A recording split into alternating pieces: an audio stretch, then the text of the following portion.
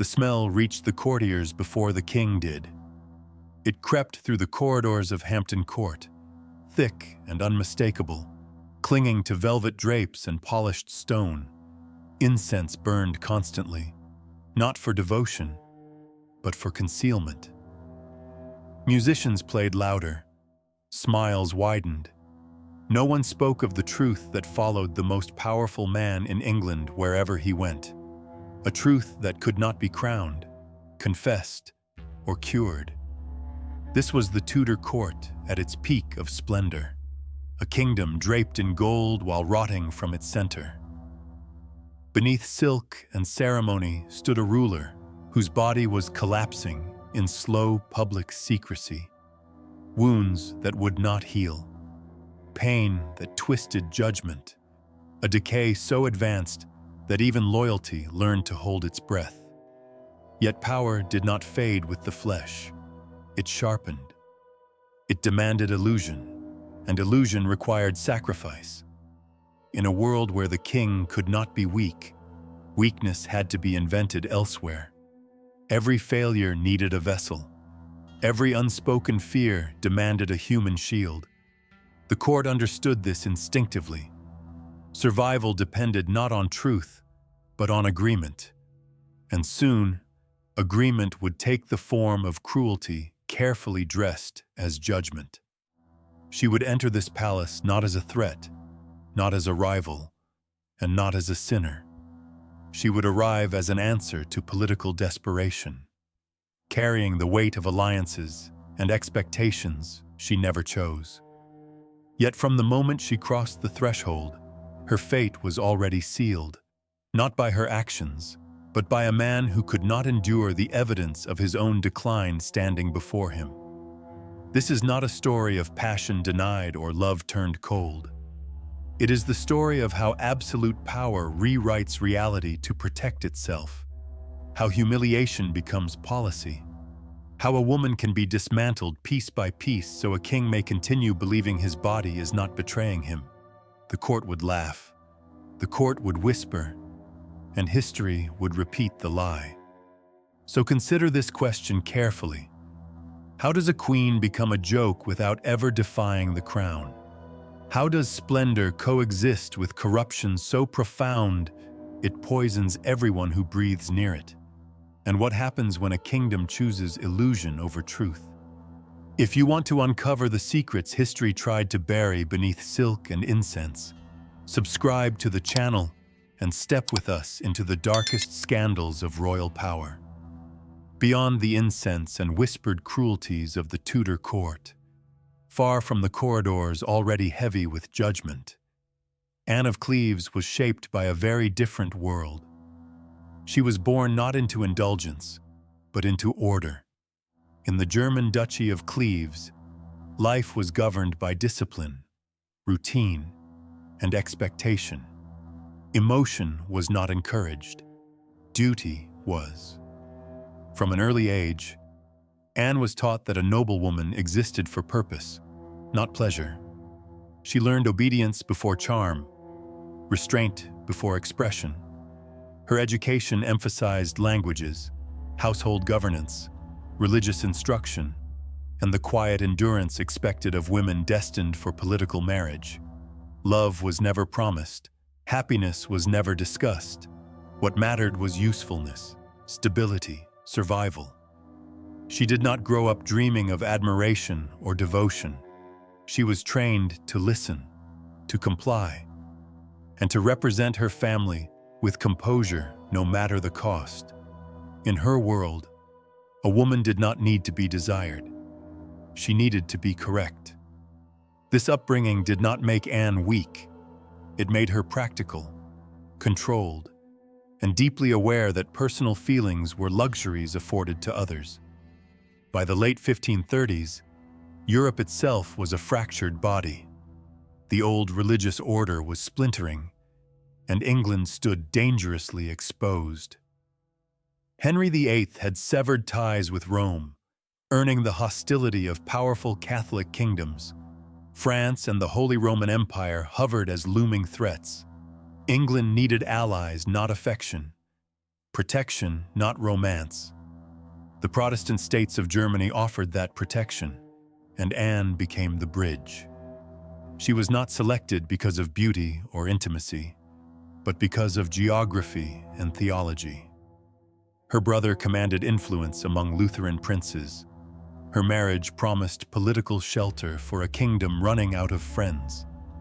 In diplomatic correspondence, Anne was not described as a woman, but as a solution, a safeguard, a calculated move on a board where human cost was irrelevant.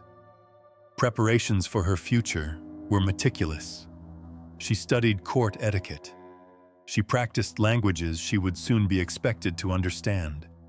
She packed dowries that symbolized not herself, but the strength of her lineage. Every step forward was framed as honor, yet every choice was made for her long before she understood its consequences. Anne was not naive. She knew marriage was obligation, but she could not know the nature of the machine she was about to enter. She believed that dignity and discipline would protect her, that obedience would earn safety, that silence would ensure survival. What awaited her in England was not a court that valued restraint, but one that fed on spectacle, not a marriage defined by alliance, but a performance built to preserve a lie. This union was already hollow before vows were spoken. It did not begin with affection, nor even mutual respect. It began as a transaction conducted by men desperate to protect their power. And as Anne crossed the sea toward her future, she did not step toward a crown. She stepped toward a role written without mercy. The tragedy was not that love would fail to appear. It was that love had never been invited at all. While Anne prepared herself through discipline and silence, the man she was destined to marry was unraveling behind layers of spectacle. Henry VIII still wore the crown of an absolute monarch, but by the late 1530s, the body beneath it was failing. The once athletic king had become trapped inside his own flesh. Chronic pain governed his days. Open wounds on his legs refused to heal. Infection lingered. Sleep was fractured. Relief came only through strong medicines that dulled not just pain, but judgment. Yet Henry could not allow the world to see decline. His authority was built on the illusion of vigor and dominance. To admit physical weakness would be to admit vulnerability. And vulnerability had no place in a court where a word from the throne could end a life. As his body betrayed him, his need for control intensified. The king demanded reassurance not only of loyalty, but of desire. He needed to be wanted in order to believe he was still powerful. This hunger was not romantic. It was existential. Desire became proof of legitimacy. Attraction became evidence that his body had not failed him after all. When pain limited his movements and age dimmed his strength, fantasy stepped in to compensate. Henry retreated into an inner world where admiration was guaranteed and disappointment could always be blamed on others. Into this fragile psychological space entered the portrait of Anne of Cleves.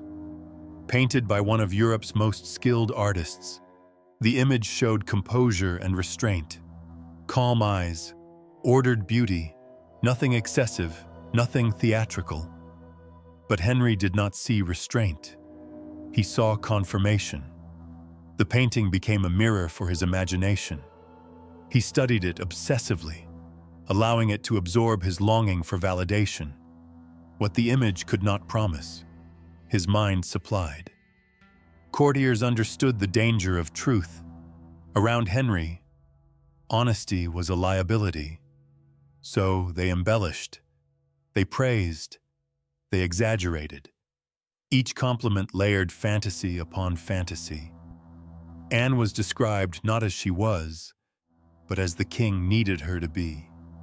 Radiant, captivating, eager. A woman whose presence would restore everything he feared he had lost. In this echo chamber of flattery, Reality never stood a chance. The meeting was arranged as theater.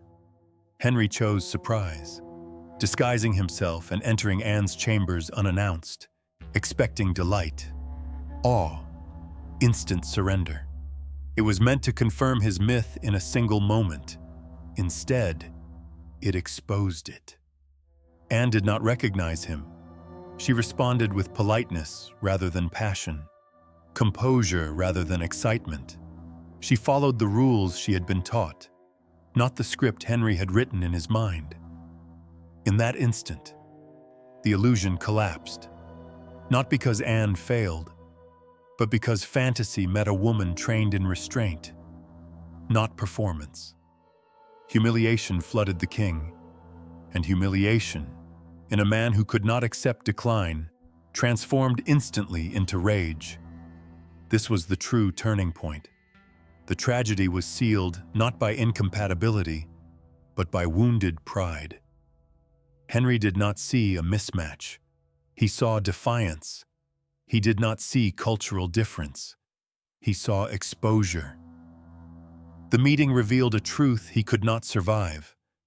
That desire could not be commanded, that his body no longer guaranteed devotion. From that moment forward, Anne ceased to be a bride. She became a problem that needed an explanation, and the court would soon be instructed to provide one. The moment Henry turned away, the court understood. Nothing was announced. No decree was issued. But in a palace built on survival, disappointment from the king was a language everyone spoke fluently. From that single fracture, a campaign began. Quiet at first, careful, ruthless. Anne remained queen in title, but the air around her changed. Smiles became measured. Conversations ended when she entered a room. Eyes lingered not with admiration, but calculation. The king no longer defended her, and in the Tudor court, silence from the throne was permission. Whispers moved faster than proclamations. They slipped through corridors and behind tapestries, reshaped with every repetition. Her manners were called foreign, her posture stiff, her silence reinterpreted as coldness. Even harmless habits became evidence of inadequacy. Cultural difference was recast as personal failure. What could not be condemned openly was eroded through ridicule. Soon, the rumors sharpened. There were comments about her appearance, her scent, her suitability as a woman. These were not spontaneous cruelties. They were rehearsed, crafted, passed downward from those closest to the king, adopted eagerly by those desperate to remain useful. In this environment, mockery became currency. Anne was watched constantly. Ladies who once attended her now reported on her. Servants listened at doors. Every gesture was noted, every word measured for potential offense. The smallest misstep was magnified and repeated until it resembled proof. Isolation was not an accident. It was constructed. Public spaces became traps. At court gatherings, she was placed where she could be observed but not defended. Conversations unfolded around her, never with her. Laughter followed remarks she was not meant to hear, but could not escape. Her presence became performative, a silent display of disfavor that warned others what happened when expectation failed. Those who might have intervened did not. They calculated instead. Each courtier understood the cost of sympathy. To defend Anne was to question the king. To question the king was to invite scrutiny. And scrutiny, in Henry's England, was lethal. Survival demanded alignment, not conscience. So the court complied. Former allies turned distant. Familiar faces hardened. Even those who pitied her learned to mask it. Pity offered no protection. Only obedience did. Anne moved through this tightening circle with discipline she had been taught since childhood. She did not protest. She did not confront. She absorbed humiliation in silence, believing restraint might still offer safety. But silence did not stop the machinery. It fed it. The cruelty escalated precisely because no one resisted it. With each unchallenged insult, the narrative solidified. The queen was no longer an honored guest or political necessity. She was a mistake in need of correction. And so the question lingers, unanswered within those walls. When humiliation unfolds in full view of power, when dignity is dismantled piece by piece in public silence, who is truly responsible? The woman who endures it, or the court that chose to watch? By the time Anne understood that isolation itself was the weapon, the damage was already complete. The palace had become a scaffold without ropes, and the fall was only beginning. By the time the court finished isolating Anne, her suffering no longer needed whispers. It unfolded openly, methodically, as if humiliation itself had become an accepted instrument of rule. She lived in a state of constant exposure. Her chambers were no longer a refuge. Servants moved through her rooms with purpose, not service. Every gesture was observed, every silence interpreted. The palace no longer treated her as a person, but as a problem being examined from every angle. Soon, the violation turned formal. Physicians were ordered to inspect her under the guise of medical duty. These were not acts of care. They were interrogations carried out with hands instead of words. Her body was discussed in detached tones, reduced to function and failure. Notes were taken. Conclusions were drawn in advance. Anne was expected to submit calmly, to offer her own body as evidence against herself. In the Tudor court, modesty was a privilege, not a right. These examinations stripped away the last illusion of safety. Even silence could not protect her. Even obedience did not end the intrusion. What should have been private was transformed into spectacle for those who needed proof that the king was not to blame. Her compliance was twisted into confirmation. Her restraint was interpreted as absence. Each encounter left her more aware that dignity was being dismantled with deliberate care. Public life offered no escape. Anne was still required to appear at court, to attend banquets and gatherings where the cruelty sharpened into display. She stood beneath chandeliers while the king's attention openly shifted to another woman. Youth and novelty were celebrated within her sight. Laughter rippled through rooms as comparisons were drawn without words. The message was unmistakable and intentional. Protocol demanded that she participate, that she smile, that she applaud her own erasure. To refuse would have been noticed. To protest would have been remembered. Survival required stillness. Inside, the toll was immense. Sleep brought no relief. Fear settled into routine. Anne learned to measure every movement, every expression. Emotion became dangerous. Words became weapons that could be turned against her. Silence was the only armor left. She understood the pattern of Tudor justice. Women who resisted vanished. Women who questioned were accused. Those who pleaded were condemned. Anne chose another path. She yielded outwardly while preserving what remained of herself within. Submission was not surrender. It was strategy. Days passed in a suspended state. No sentence was announced, yet punishment continued. Uncertainty itself became the blade. Each morning carried the same question. Would this be the day when endurance failed to protect her? Would silence finally be interpreted as guilt? The court waited for collapse. It never came. Instead, Anne grew more contained, more distant. Her presence became quieter. Her movements precise. What others saw as weakness was calculation shaped by necessity. What they mistook for emptiness was restraint refined by fear. This was the true descent, not a moment of violence, but a prolonged stripping away. Identity eroded slowly under scrutiny. Dignity survived only in fragments guarded carefully within. The court believed it was breaking her. In reality, it was teaching her exactly how to remain alive. The end did not arrive with chains or raised voices. It came wrapped in ritual, carried on parchment, and justified by law. After months of silent endurance, Anne was summoned not to defend herself, but to vanish correctly. The court no longer debated her fate. It organized it. The annulment unfolded with chilling precision.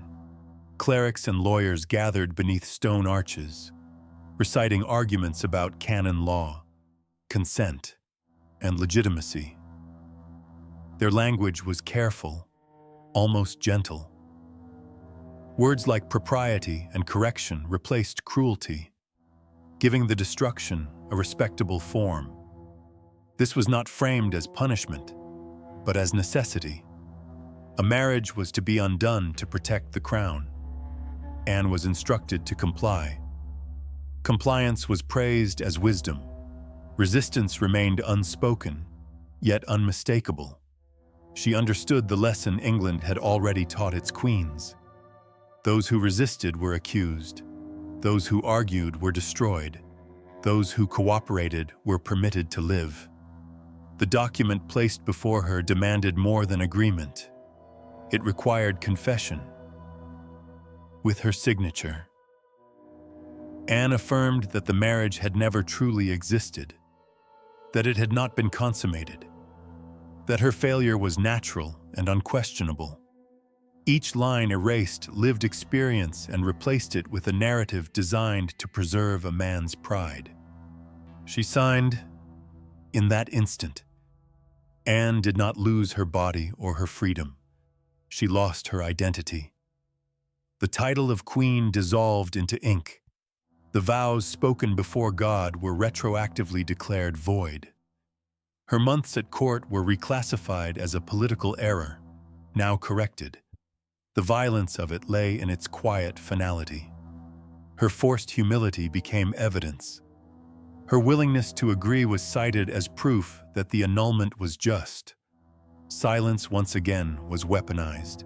What mattered was not truth, but consent extracted under threat. At the same time, beyond the walls of legal ceremony, blood was spilled. Thomas Cromwell, the chief architect of the Cleves marriage and the man who had risen highest in Henry's confidence, was led to Tower Hill. On the very day Anne's marriage was erased, Cromwell was executed. His fall was swift and public. A body was sacrificed to convince the kingdom that the disaster had a culprit. The contrast was deliberate. Cromwell's death was loud and visible. Anne's erasure was silent and permanent. One punishment satisfied anger, the other preserved illusion.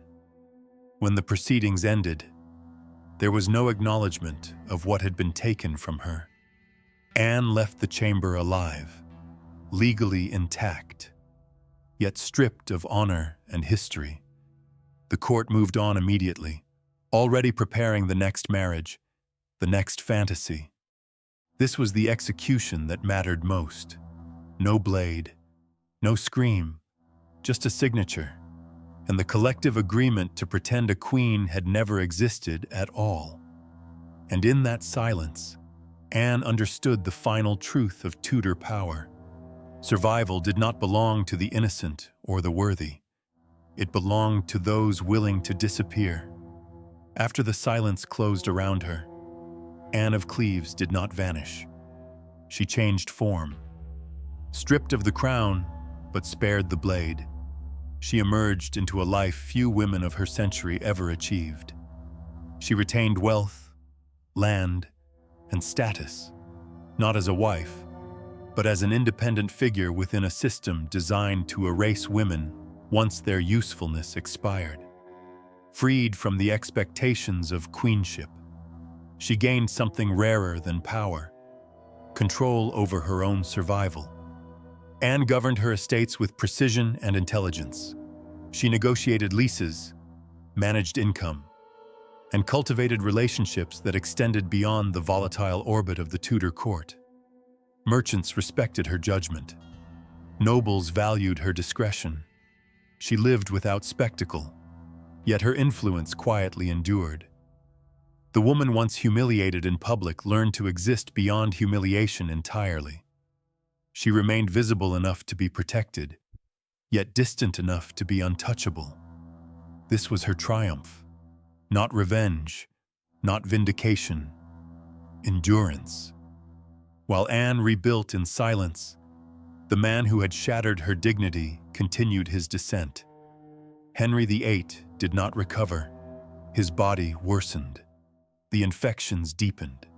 Pain ruled his days. The king who demanded illusion became trapped inside it. His later marriages brought no peace, only more fear, more executions, more evidence of a power rotting under its own weight. When Henry finally died, his body was swollen and decayed, sealed away with ceremony that could not disguise the truth. His legacy fractured almost immediately. Religious chaos, executed queens, broken alliances, a lineage soaked in blood and contradiction.